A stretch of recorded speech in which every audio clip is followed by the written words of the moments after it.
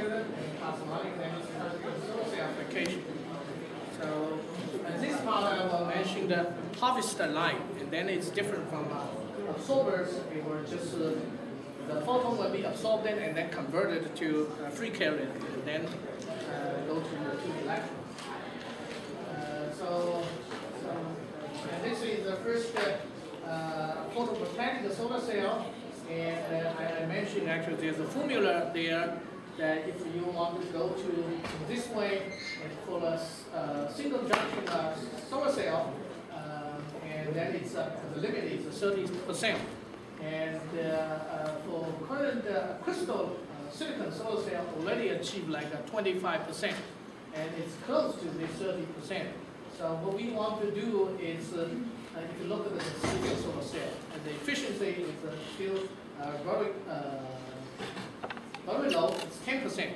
So we want to use it, look at this thing, and efficiency is very low, and the advantage is low cost for the thin field solar cell. Right? And so we don't, in the rest of this talk, it's mainly concentrated on thin field solar cell rather than the crystal solar cell, because efficiency solar cell for crystal silicon, it's already mature. It's 25%. And but the cost is high, and also cause a lot of pollution. Anyway, that's a low cost, so it's very good, attractive. On the other hand, the efficiency is low, so we need to improve a lot. And the main reason for this thin field solar cell is because there's a length mismatch. One is this one absorption length before the free carrier reach the two electrons is pretty short. It will be absorbed quickly. On the other hand, in order to the photon to be absorbed, the length is pretty long. So there's kind of mismatch between them. So you need to using like a plasmonic or metamaterial to improve that, to reduce the length mismatch in this case. And so this thin field solar cell, we mainly look at the two types. One is organic PV, and another is amorphous silicons. They typically have the hydrogen there. So this kind of PV, we will look at the efficiency of both are only about 10%. So remember that the limit is like 30%. There's a tremendous room we can play, try to improve. And these costs is very low, and organic are also flexible.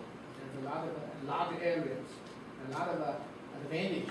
And then you remember the diffusion length is very short. It's only 10 nanometers, and this 100 nanometers. And so you need to make these thin field solar cells very thin. And our metamaterial plasmonic structure must be very thin as well.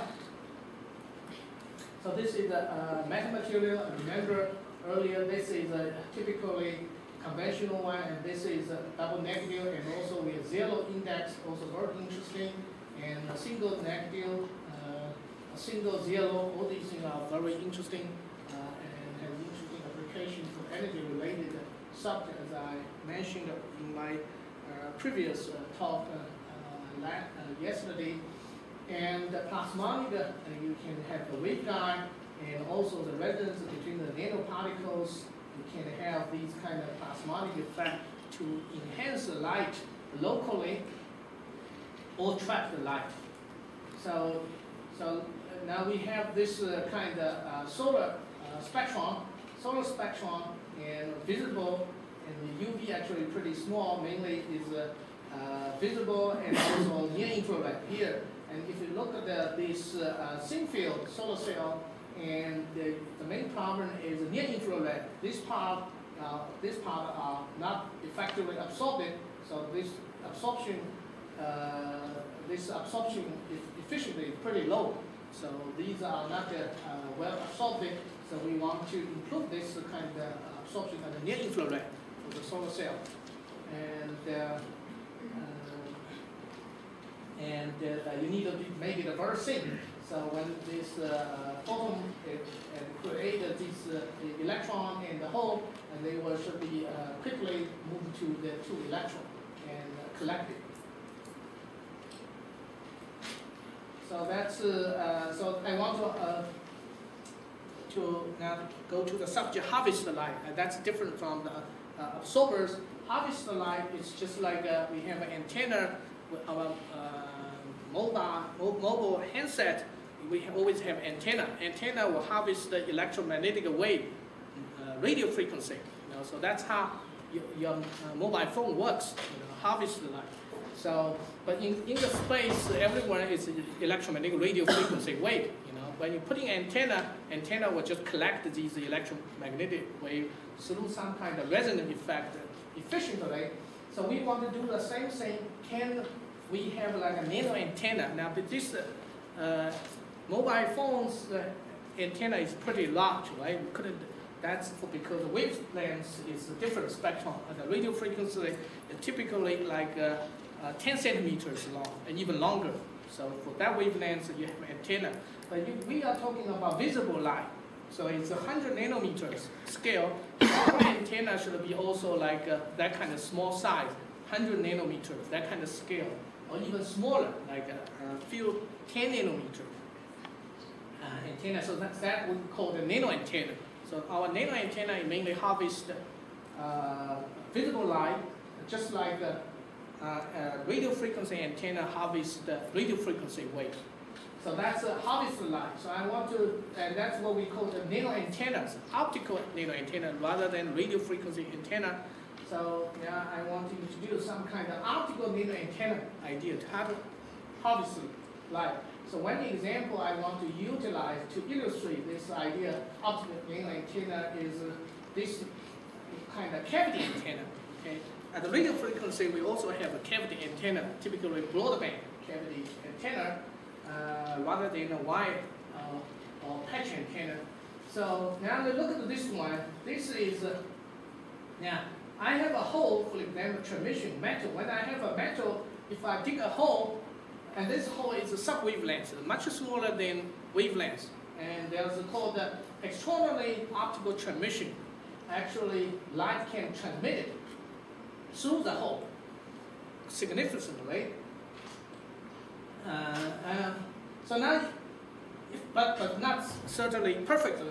There's when the light hitting this neighborhood at this open hole, the light will be transmitted.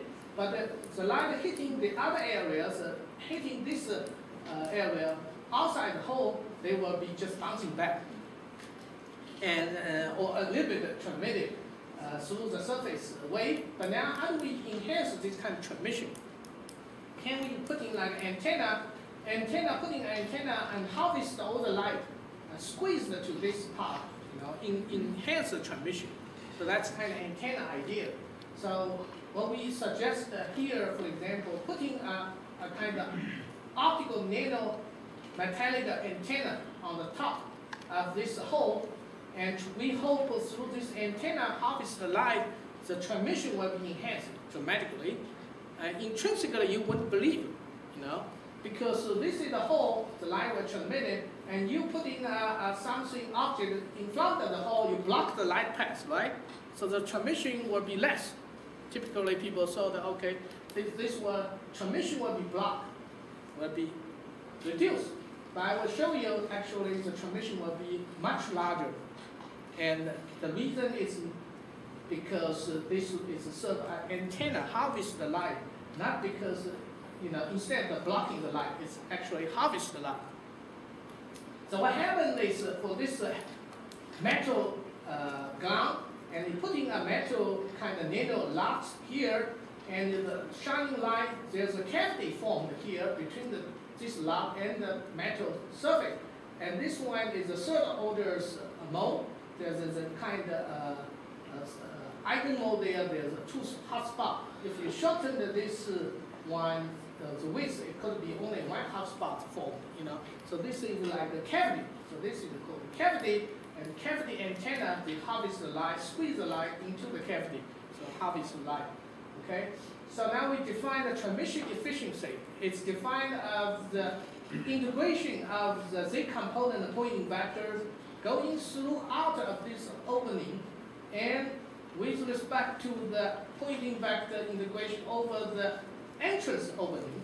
So that entrance opening hitting there, and then how much it goes out, right? So that's the definition for transmission efficiency. Typically, it's maybe you will think that it's less than when it's from geometric optical point of view, hitting only light hitting the hole, they will go through, and hitting the boundary, they will bouncing back. So it's only part of it will be transmitted, less than 1.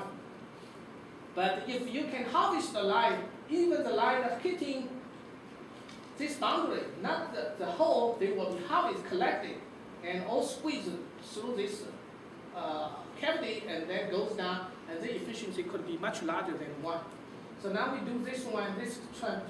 If you don't have the nano antenna, you put in this slit plane wave hitting their light, its efficiency only 0.6. Okay, that means the opening, this output light compared to the integration of light at this entrance opening is only 60% will come through. Now if you put in nano antenna and then the light will harvest squeezed into the cavity and then goes out, its efficiency is actually 300%. It's 3 efficiency equal to 3. And if you need to put in the hole in the correct position when the hotspot situated. And then if it's the dark area, then the efficiency will be 0. Okay, so this is a harvest light, and then you can do it height. You can adjust the height of the cavity. This is the height of the cavity, and you can adjust it. You can tune the nano antenna's frequency, this width you can also adjust it for different height and different width of the nano antenna, and then transmission coefficient can be different, and then can even reach like 120. That's 12 times 12 even. That is 1020% harvest from the nearby. Yes? What about the efficiency of the incident light on the nano antenna relative to the light exiting out of the slit? Oh yeah, but that's but we don't define that way, because this antenna usually hitting there while you will think that it's reflective. You know, it's not good. People usually define it through the hole.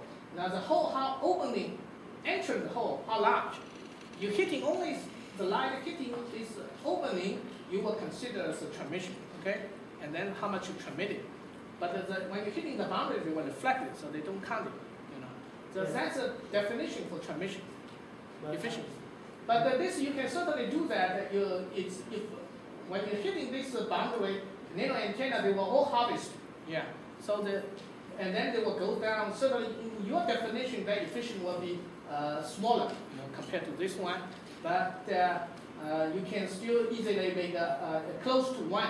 In most of the light, but even more larger than 1. That means even some of the light not hitting the boundary, but in the neighborhood, this antenna was grabbed the light, trapped them. No? Yes, but I mean that this nano antenna might be reflecting most of the light out of the... No, we were designed in such a way they were not reflecting, but mainly harvesting. So that's a design. Now you do the simulation. Rather than, so if they mainly just you will think like this one, I will put in this one, it's so big a disk, block the hole, you will so light coming out over be blocked it, right? Reflection. But you can look at this one, actual transmission, you put the detector, this one for this kind of site, it can be like, go to like much larger, you know, even efficiency like even go to like 15, you know, times than the earlier one. Earlier one only 0.6, you know, and then you can have the very large transmission. So main thing is all the light hitting there, they will harvest, you know, collect them, and then through the surface plasma wave, actually the surface, excited surface plasma wave, and they will on the surface transfer all the energy to the cavity. Okay. So does the nano antenna absorb? Absorb. It's not attract. It's just kind of attract the light to the surface, and then through like a surface wave goes in to the cavity. So it absorbs the light and then re-emit it back to the... Yeah, not really, but through the surface wave. They just go travel on the surface wave to this cavity, the cavity. So you can think about the different way, and then you can tune it. Different size and nano antenna, the spectral absorption peak, harvest line efficiency peak would be different. So it's just like antenna, mobile phone antennas, different geometry, you will give you different resonance frequency. So that's why multi-band mobile antenna, you can, for like 800 megahertz, or you can go to 2.4 gigahertz for Bluetooth. So all these antennas are different wavelength, different geometry, you have different resonance operating frequency. So that's the nano antennas. So this is just an example my student did. You can give you ideas of how it works, harvest the light. It includes this one. So now you can put in a lot of antenna, nano antenna, array of them, putting harvest all the light. So plane wave hitting there, all of them will be harvested, collected them, okay? And then collected, squeezed to this hole, to the cavity squeeze. And then the efficiency is become 128. That is absolute, not in terms of not a percentage, but the absolute value. Earlier one, it's only like 0.6. If this one, it's this is a resonant case, okay? But in any case, the resonant case, you can make it very large. But anyway, you can enhance easily by 10 times, the transmission, because harvest the nano antenna, you can harvest this stuff. So now we want for the solar cell. So now you understand that this kind of nano antenna. So now this absorber, we can also think about it like a nano antenna. You can think about nano antenna absorb the light, harvest the light, and sometimes we want as a polarization independent for both polarization. So now if we put in this one, for one polarization works, for the other polarization does not work. Okay. So now we put in clock, and then for both polarization will work. Polarization insensitive, and so this usually the class will give you polarization insensitive harvesting light property, and we did that for like the terahertz for the verified simulation. Our theoretical simulation results should be like this, and experimental consistent very well with the different lengths of the nano antenna. They have different lengths antennas, and the spectrum was shifting this way. Simulation and experimental consistent very well, fulfill this kind of formula. And then you can harvest the light, the nanoparticle. You can also randomly distribute these nanoparticles. So these nanoparticles, like gold nano large, we can chemically synthesize these chemicals. That's what we did in our lab. Different gold nano large, we synthesize, and then they have spectrons different. Okay.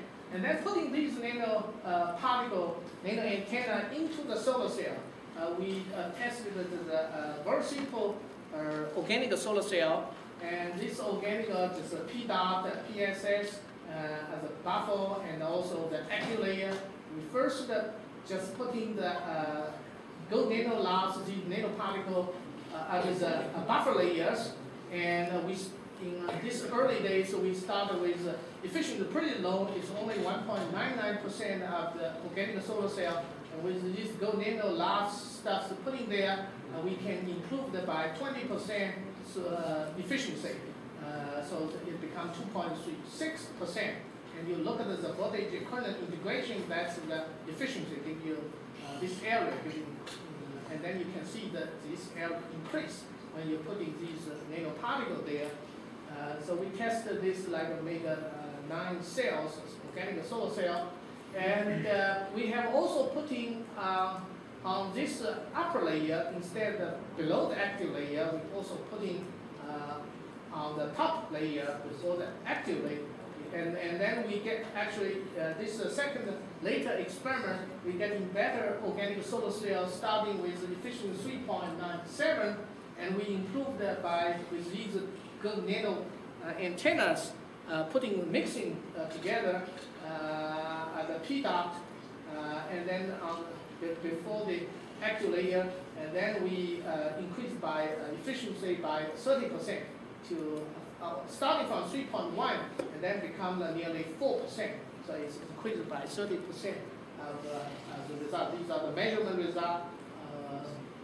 And we have recent some kind of explanation detail in these papers. And these nano antennas, you can think about it where if we're putting on the substrate and these antenna light, they harvest the light and the light actually emitted in the downwards. So that will be the photon goes down, and rather than if you in the earlier without just in this case, if you put in the air, then it was both direction, like radiate. But this is inside the material, so then it's downwards radiation. And you can also put in these nano antenna in the active layer. Active layer, and put in these active layers, and then you can compare active layer. In this simulation, actually the result is much better. So the active layer is less. This is the best result. Now, with putting this active layer, the middle is active layer. With one, this is dotted line. Is the absorption efficiency is the best for this solar cell. And then without this one, this is pretty bad. This one, and then you can put in the forward layer, and then with this one is also improved to certain extent. But the putting the active layer, it's the best result you can improve compared to the without these nano antennas in mixing inside. So this one, and besides these nano antennas harvest the light, in this case you can imagine different from our absorber. These will harvest the light, light will be trapped there, and in this more photon will be trapped in the active layer, and they will convert it to free carrier electron, and directly converted to electron and hole, and then go to the two electron from the voltage. So this is different. It's not converted to heat, but it's just converted to free carrier photon. And you can also make a plasmonic nanostructure there. So this one, the plasmonic on these bottom layers, and you can make as a group, for example, and then it is a silicon on the top. And then there's this surface plasma well, on the bottom is the surface plasma wave, and also the silicon itself has a slab waveguide. So there's a two wave. One is a slab waveguide, silicon wave, dielectric waveguide propagation, and also there's another mode is the surface plasma wave in this way. And then you can see this one enhanced different spectrum, different wavelengths, like the 700. Typically, we want to look at the near infrared to improve. Near infrared 700 improvement. If this is here, this is 1. This circle is 1. This is just no improvement. And then there's something like a 10% improvement. And to go to further, longer wavelength, and more improvement of the design, more improvement for the efficiency. So you can make this kind of patented plasmonic structure in your electron. And then people have using different structure. It's more or less similar. You can put in the ITO on the top, and this amorphous silicon, and then another electrode. This using silver, and then you make a group of them, and then improve the result. Or you can one of the electrode just make these kind of structure, and then you to improve this result. And this one is show you using the this one using the from this side, and the bottom electrons using the gold, and gold we make this kind of group and coaxial. Actually, this is an advantage. Co-shear structure. This is our recent paper for solar cell design co-shear structure. So that means you have amorphous silicon here, and then we have this plasmonic also serve as the electrode, but these have the shape. And these amorphous silicons, these things form a co-shear system. So this one, two electrodes, this electrode and this electrode, you'll see it's kind of co-shear, and the electron generated, they will be collected in laterally, immediately, quickly collected by this this grating co-shear system. So and then the collection efficiency is higher besides the plasmonic effects. the harvest the light thing. So we made this kind of design, and with this co-share system, we call the co-share nano-grating based on amorphosilicon solar cell. And you see this is a spectrum, solar spectrum, and we can absorb this quantum efficiency is very high for whole, cover the whole spectrum of the solar spectrum. And in this our simulation, we only calculate the silicon absorption without the metal absorption. So all the absorption light in our calculation will be converted to free carrier rather than just become the heat out of the metal. So and the short circuit occurrence with this formula. So this one is already online in progress in Photovoltaic journal. And you look at this results. Is this compared to the planar without this grating, co-share grating electro-plasmonic structure? This efficiency is like this. Now for the TE case, we improved a lot, and for TM polarizing as well, particularly the near infrared improved a lot. And if you look at these improvements, they each peak has a physical explanation why these peaks come from. So this work is done by Yang Liu. She's sitting in the back, and you look at this each, like for example, this peak is very large, 858 nanometers, and this peak is due to the block wave for TE and TM. This is for the TE. So this peak explained by this wave, and then you can see this for the TM modes. The big improvement here and there. Here is 872 nanometer. There's a plasmonic wave resonance here, so give you a boost in this result. And also here also improve 795 nanometers boost here. Also there's all these things. So all these peak form give you kind of explanation why you can improve the efficiency at these specific frequency, and overall they will just put up and give you higher efficiency. So and then we can also look at the short circuit current density and for the improvement, and you see that the TE is for these all different incident angles, and it's a big improvement. It's 40. This is 40 and 60 improvement. And the TM is a little smaller, and this is a kind of average hybrid TE-TM, and this is overall improved also quite significantly from like 40 to 60 improved for the all these angles module. And so this is a very broadband that we call the broadband, ultra broadband, and omnidirectional polarization sensitive kind of structure to improve the solar cell, this one. And you can do something similar. This is another structure for the metamaterial perspective.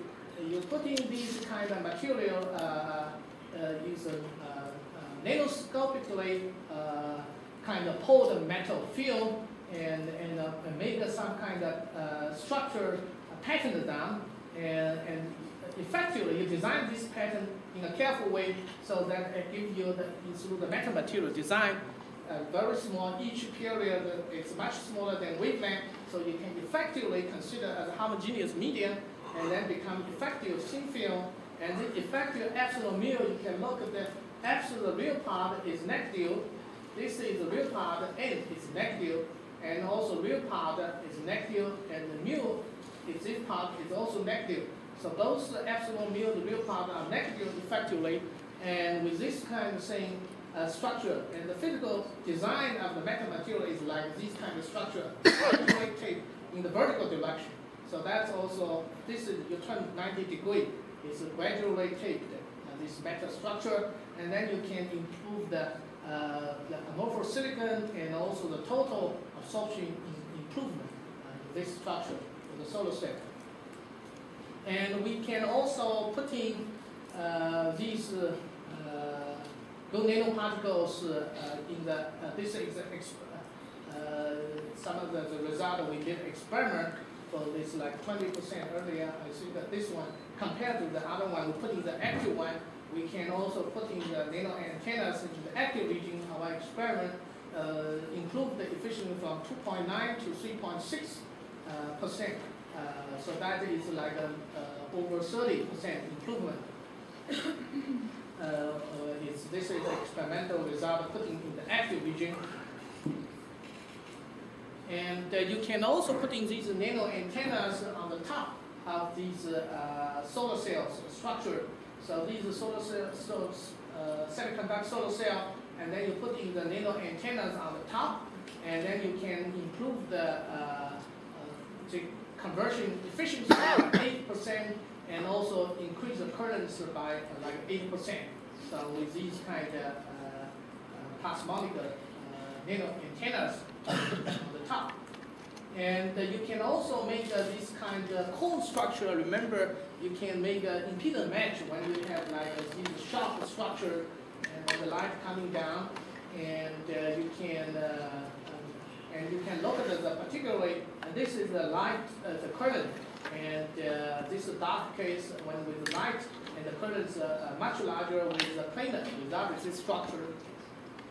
And you look at these the different wavelengths, and particularly near infrared, longer wavelength. They can these photons go penetrate deeper. This is the short wavelength, just go to the shallow region, and then the longer wavelength can go deeper, and then they will be trapped inside the structure. So this trapping can help you to absorb the near infrared, longer wavelengths, and so that gives you a boost of the 25% improvement than the flat case for the conversion efficiency. And another interesting thing, you can also make some of these kind of structure self-cleaning, because when you have these photovoltaic structure, nanoparticle structure, there you worried that if some kind of in the bad weather and windy weather, some of the dirt will be just on the surface, and that these kind of solar cell will not work very well. And so if you put in these kind of nanoparticle shaped structures, not only can you help you improve the efficiency of the solar cell, but also help you self-cleaning. For example, without these nanoparticles on the surface, the planar structure solar cell, you get these dust on the surface and will be degrade the solar cell. And with these kind of nanoparticle on the top, and you see the surface keep clean, because some are kind of in the raining season, the water drop there, they will form this kind of shape, and that will indicating this kind of self-cleaning phenomenon for these kind of structure. And but more importantly, it also gives you a boost in the efficiency with this kind of structure. So this one is a solar cell structures, and also you like this one, you have from the nano coaxial structure, similar like the one I showed you earlier. Our case is earlier case is on the bottom case, and the coaxial.